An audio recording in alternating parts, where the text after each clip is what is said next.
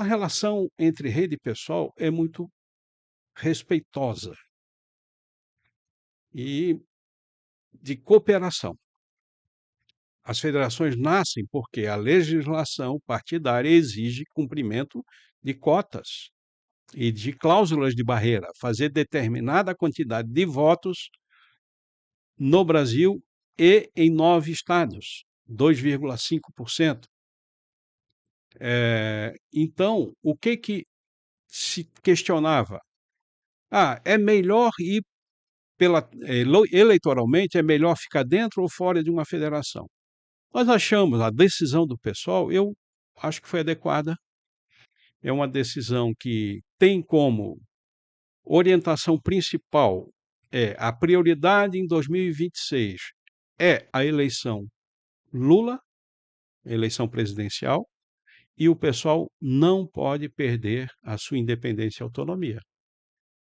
Foi por isso que nós não federamos com o PT, porque o PT tem uma lógica de abafar dentro da federação. Isso significa que vocês não vão querer nunca federar com o PT? Nós estamos coligando com o presidente Lula, é outra coisa. Coligação é uma coisa, a federação é outra. Vamos separar. Todo mundo diz que a atual legislação de federação tem que ser revista. Vai ser bom para o PCdoB, para o PV, é bom para os partidos de direita rever a federação. Pode ser bom para o PDT, para o PSB e pode ser bom para a rede e para o PSOL. Nós precisamos rever as regras internas da lei e os estatutos das federações. Entrar para ficar sob controle de um partido maior, nós não topamos. Uhum. E você acha que tem algo a mais a despeito desse debate da federação que ainda pode surgir? Porque, por exemplo, um dos debates que apareceu, eu não sei também exatamente o quão verídico ele é, mas é o fato de que talvez a Revolução Solidária estaria preparando o terreno também para, se não conseguisse a federação, sair do pessoal e ingressar no PT, por exemplo.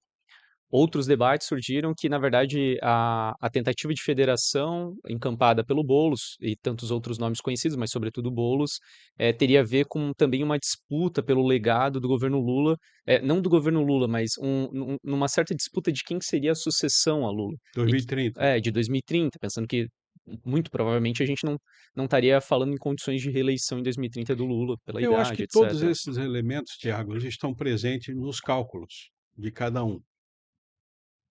A fila sobre 2030, ela é grande. E eu acho muito difícil furar a fila. Mas nós precisamos discutir, nesse momento, não existirá 2030 com maior intensidade para candidaturas com perfis mais populares, se a gente não passar por 2026. Então, a nossa decisão foi focar em 2026. O projeto é defender a reeleição do Lula, aumentar a bancada de federal, ver se consegue candidaturas ao Senado, que é o caso da Manuela Dávila, no Rio Grande do Sul, melhorar a performance de parlamentares estaduais, fortalecer o partido para, no momento subsequente, também fortalecer as lutas populares, e a gente está atuando firmemente. Uhum. Né? Então, eu acho que quem está olhando muito na frente, e a política é dinâmica, às vezes a gente dorme pensando uma coisa, quando acorda é tudo diferente do que pensava, é muito cedo para fazer cálculos muito longos. E é possível que não dê certo. Uhum. Pois bem, então, já que você colocou esse assunto do possível que não dê certo, essa talvez é uma das questões que agora, mais recente, porque saiu a pesquisa eleitoral da Quest, tá colocando isso em questão, né? Até pouco tempo atrás, parecia que existia um certo conforto de que a reeleição de Lula em 2026, ela era mais ou menos garantida. Inclusive, muitos setores estavam mais ou menos comemorando isso. E agora, recentemente, a última eleição indicou pela primeira vez um empate técnico entre Flávio Bolsonaro e Lula no segundo turno, que é bastante alarmante, bastante preocupante. E por isso eu te pergunto desse cenário. Para ter chegado nesse cenário, é porque a direita tem algum mérito, sim, porque eles conseguiram fazer alguma articulação, e o PT talvez tenha algum demérito porque falhou em alguma coisa. Então, no que a direita acertou, no que o PT errou? Não, é por isso que eu digo, a gente tem que entender esse fenômeno também como um fenômeno internacional. Mas, eh, o podcast de vocês, se ele puder ajudar a alcançar as nossas mentes críticas da esquerda, eu preciso alertar a todos que vão nos ouvir o seguinte: enganam-se aqueles que acham que o mal maior já passou. Não passou. A direita está muito forte. A direita está organizada. O Flávio Bolsonaro é filho, mas não é Jair Bolsonaro. Acho que ele vai aparecer na eleição muito mais com capacidade de enganar que alguém preparado, palatável, do que qualquer outra candidatura, como é o Tarcísio. Então, é bom que todos tenham noção de que é uma eleição muito, muito dura. Não vai ser uma eleição fácil. Ah, o Lula vai ganhar no primeiro turno porque o Jair Bolsonaro está na papuda. Enganam-se aqueles que acham que o mal maior já passou. Repito, vai ser uma eleição muito dura. Por que a direita ainda está muito forte? Por que mesmo a prisão do Bolsonaro não conseguiu desarticular, ainda que minimamente, esses setores da extrema direita, para ser bem franco? Então, eu volto a dizer aqui, eu entendo que falta, de um lado, uma capacidade de autocrítica e entender que o senso comum, que é o senso eleitoral predominantemente, ele é um senso de direita. Existe um eleitor que eu chamo que é o Bozolula, e ele é muito flutuante. E por isso que o voto não é uma demonstração cabal, finalística, de uma identidade ideológica, de uma opção de mundo. Ela é muito de momento. E quem está dentro da estrutura do Estado, e nesse momento é sempre visto como algo a ser atacado. E o bolsonarismo se coloca como um antissistema. E ele engana muita gente, né? Engana pessoas, trabalhadores, pessoas que são estudantes, mesmo universitários, e isso acaba criando um movimento, que é um movimento antissistema, liderado por um grupo que é do sistema. Essa é a complexidade da política. Como é que quem é contra o sistema, que está dentro do sistema, se relaciona nessa contradição.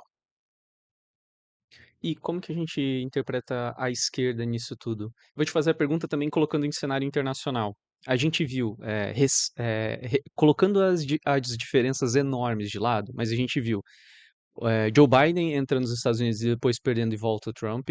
A gente viu Alberto Fernandes entrando na Argentina no lugar do Macri e depois volta Milei. A gente viu Boric no Chile e agora um pinochetista voltando ao poder no Chile. E de alguma forma isso coloca um debate para a esquerda, inclusive mundialmente. Esquerda agora eu fui muito generoso porque eu coloquei até o Joe Biden, mas deu para entender por conta do contexto. Hum, Eh, que é, de alguma forma, esses setores que se colocam, ainda que em oposição formal à extrema-direita, eles têm, de alguma forma, fracassado em alguns elementos, porque permite ainda o terreno para o retorno, inclusive em cenários mais fortes ainda da extrema-direita. Veja o caso da Argentina, que volta um Milei que é um Macri na 10ª potência.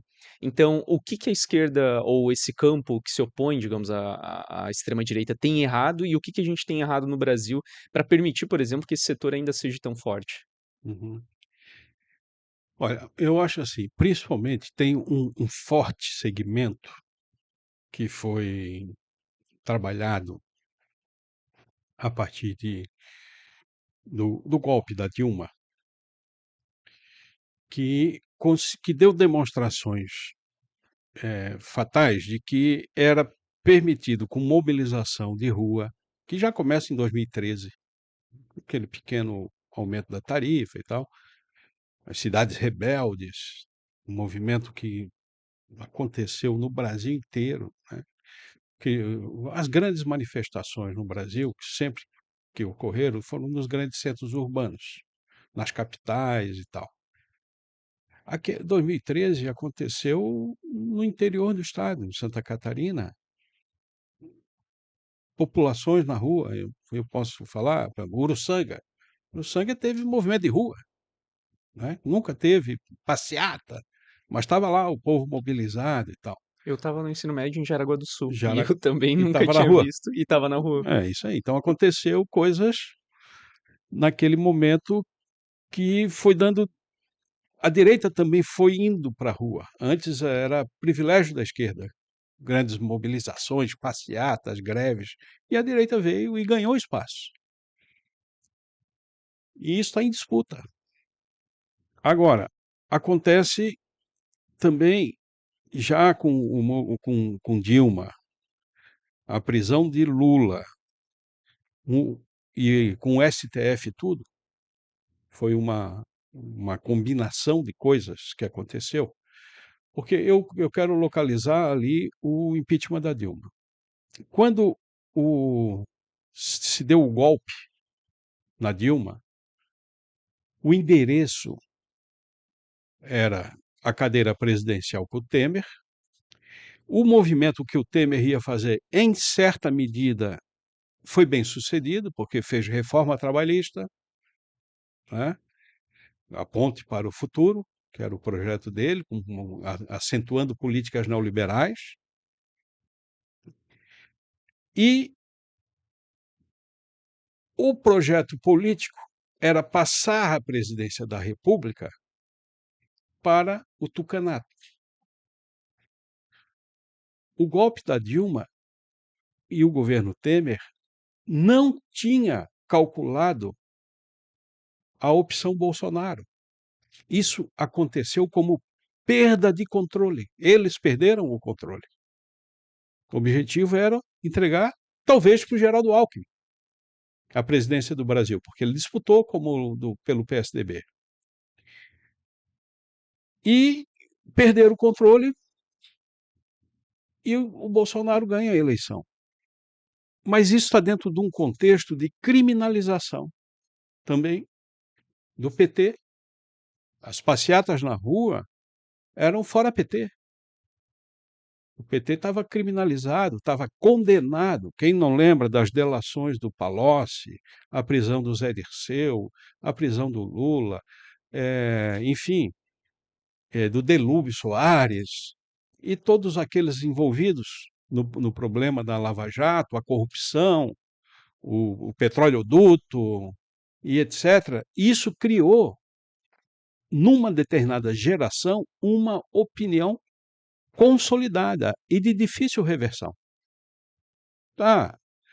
O governo, comparativamente a outros governos, teve significativos ganhos. O projeto, por exemplo, que eu digo, né, a Minha Casa Minha Dilma, que é um projeto de habitação popular, de investimentos maciços do governo federal, muito bem sucedido. Ah, mas é insuficiente, mas nunca teve tanta iniciativa de moradias populares. Talvez no passado só no governo Getúlio.